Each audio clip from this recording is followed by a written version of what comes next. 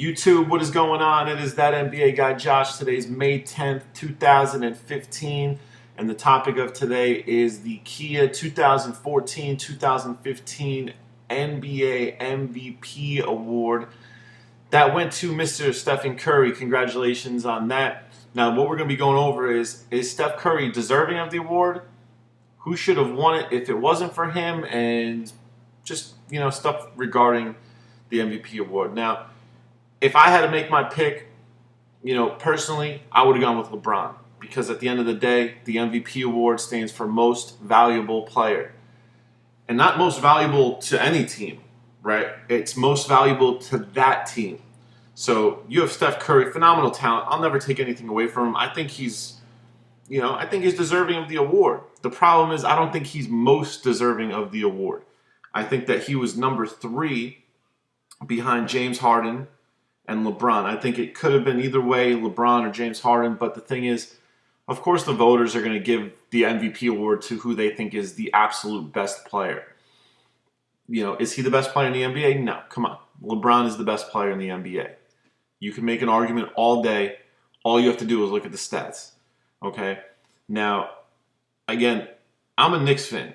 All right? So I'm not on LeBron's side. I'm just calling it as I see it.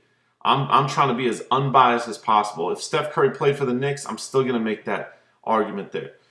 I personally think that if you are going to vote on the most valuable player, you should be choosing the most valuable player. Steph Curry was not the most valuable player to his team. If you take Steph Curry off the Warriors, you have Harrison Barnes, Andre Iguodala, Klay Thompson, and a bunch of other guys that are just role players that know their roles.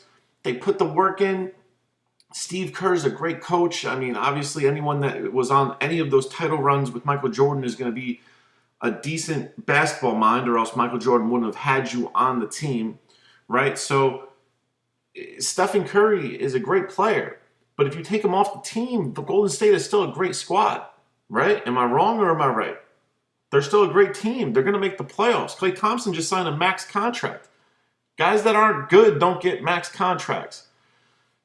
Who else on the who else do they have to fill the scoring gap? They have a lot of guys. Iguodala can still light it up. Klay Thompson can still light it up. Harrison Barnes is a phenomenal player. We've seen what he did in the playoffs a couple of years ago. So, again, I'm not taking anything away from Steph Curry. I think that he did a phenomenal job this season. I just think that if you take him off the team, they're still a good team. Now, you look at teams like Houston. You look at teams like Cleveland. If you take LeBron off that team, first off, they look confused with him on the court. You take him off the floor, first off, Kyrie Irving, great ball handler, all right?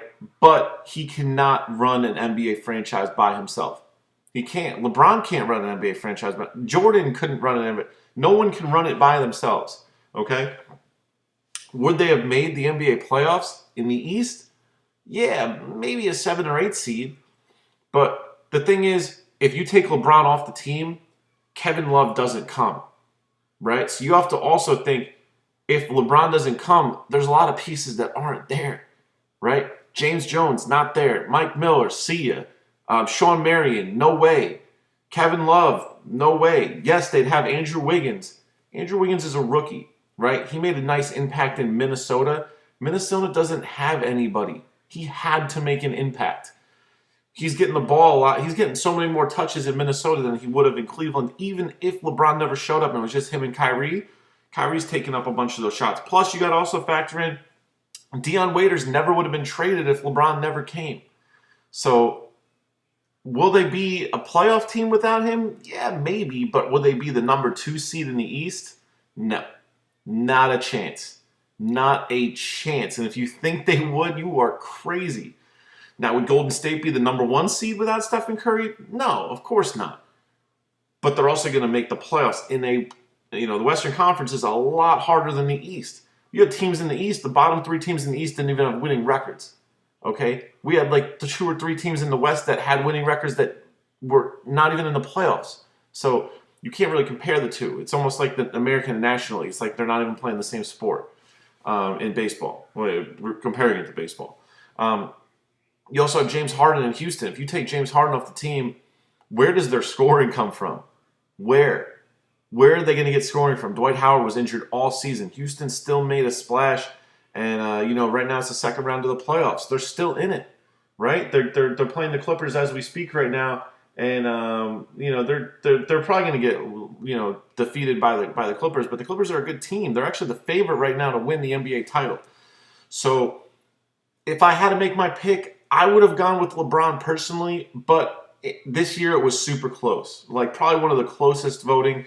And if Oklahoma City actually made the playoffs with the run that Westbrook went on, I think you had probably the closest voting ever. But Westbrook and the Thunder didn't make the playoffs, so you can take him out of the equation. If the Thunder made the playoffs, I think you had to have given it to Russell Westbrook because they had nobody. Durant injured. Dion Waiters came in, stunk it up. The Thunder. I mean, they were so far out of the playoff hunt before 2 or 3 months before the end of the season, and then Westbrook just went off. He was getting a triple double almost nightly, and the stat lines he was putting up for a guy that's 6'4" at best, unbelievable. I mean, he's getting triple doubles. I mean, he's soaring for rebounds over 7-footers. That just should not happen. So Stephen Curry, congratulations to you. What do you guys think? Am I crazy for thinking LeBron should be the MVP? Again, when you think of who the MVP should be, please, most valuable player, not the best player. The best player is not always the most valuable player, okay? As obviously, we're seeing right now, but, there's a reason that Michael Jordan won all those MVP awards. Not only was he the best player, but if you took him off the Bulls, Scottie Pippen's not getting it done without him.